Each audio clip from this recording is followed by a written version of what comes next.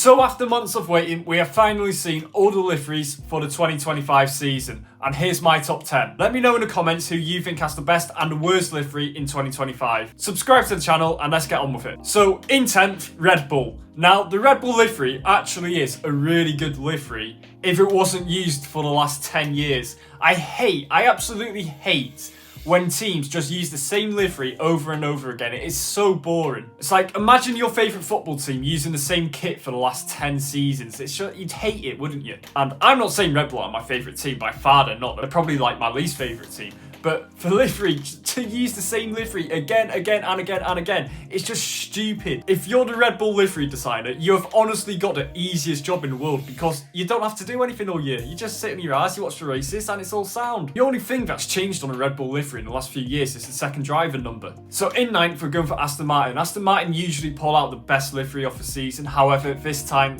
they've fallen quite short. However, what I will say is they had the best theme for the F1 75 event with the James Bond theme, which obviously ties into Aston Martin because James Bond and Aston Martin have a close collaboration in the movies. But anyway, we'll start off. From the front, it actually looks the same as last year, but then you look at it from the side and it's got a stupid little white hat with a Madden logo that doesn't go at all. And then, I don't know why, but they've decided to make the side pods black. Now, I think this just looks really stupid. I don't think the black goes that well with the white at the top. I think there's too many colours clashing. I love the lime green stripes they've gone for again down the side of the car. I just think the black on the engine cover looks horrible. I think it's really lazy from Aston Martin. I think they've done it to save weight, but there is so many other areas on the car they could have done to save weight. Obviously, having no paint on the car, which is what they've done with the engine cover, saves a lot of weight, which is a lot for F1 teams to take on because they need to keep their cars as weightless as possible. So let's move on to Ferrari. Now, this livery would have been so good if it wasn't for that stupid white stripe down the side of the engine cover. I mean, what were Ferrari thinking? It looks awful. I've seen some people say it actually looks really good, but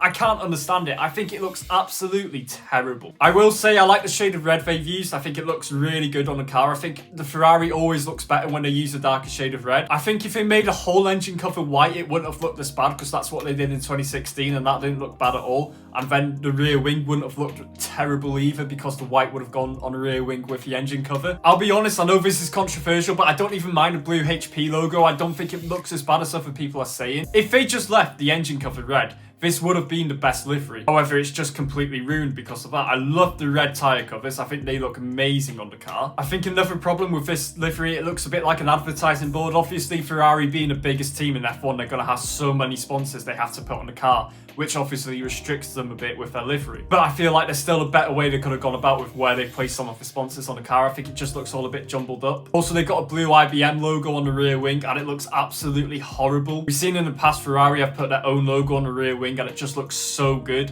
And it's such a downgrade compared to what we've got now. So next I'm going for Haas, and this is an alright livery. It's what you'd expect from Haas. They never really pull out any amazing liveries, but this one's actually alright. I like what they've done with the engine cover this year, making it white. I think it looks a lot better and a lot cleaner compared to what we saw last year. I can say the same thing again about the front nose cone. I think that looks a lot better in white as well. It reminds me a bit of the 2022 livery, which was really nice, just with a bit more black. It's not a bad livery from Haas. It's not amazing, but it's not terrible like some of the other liveries we've already seen. Right, so next I'm going for McLaren, and I know I said about Red Bull, I hate when teams use the same livery over and over again, but this is only the second time McLaren have used this livery and it doesn't look bad at all. It's actually a really nice livery. I don't like how we've put some blue on the wing mirrors. I think that looks ugly. However, apart from that, I've not really got that many complaints about it. It would have been nice if McLaren could have done something different, and I hope they do next season. I think the stripe between the black and the orange goes really well on the engine cover of the car. So next I'm going for Mercedes, and again, like McLaren and like Red Bull, Mercedes have used the exact same livery, just they changed the top of the car. To be honest, I'm not really sure about the silver on the top of the car. I don't think it goes that well. I think the red looked better with the Ineos logo. However, they made some small tweaks by the side of the barge board areas, and that's now silver and not black, and I think that looks a lot better. I do really like the Mercedes livery.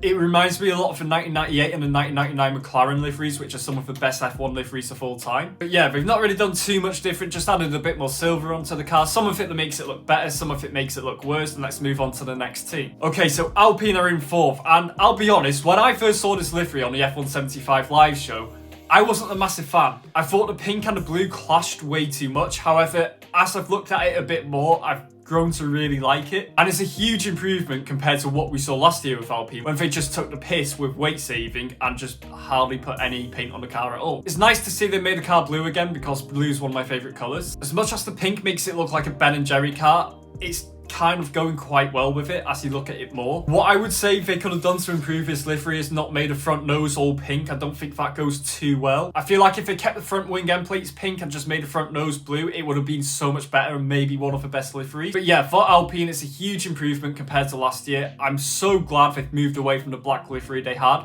As I said, the blue goes really well and the pink's starting to grow on me, and let's move on to the next one. So next I've gone for Sauber, and last season I wasn't a huge fan of Sauber's livery. I thought it was really lazy with the black, and it's kind of the same this year. However, it's the way they faded the green into the black I really like. It's different compared to most F1 cars with a bright green. Obviously, this is going to be the final season we see this livery, as the team's going to be changing to Audi next season.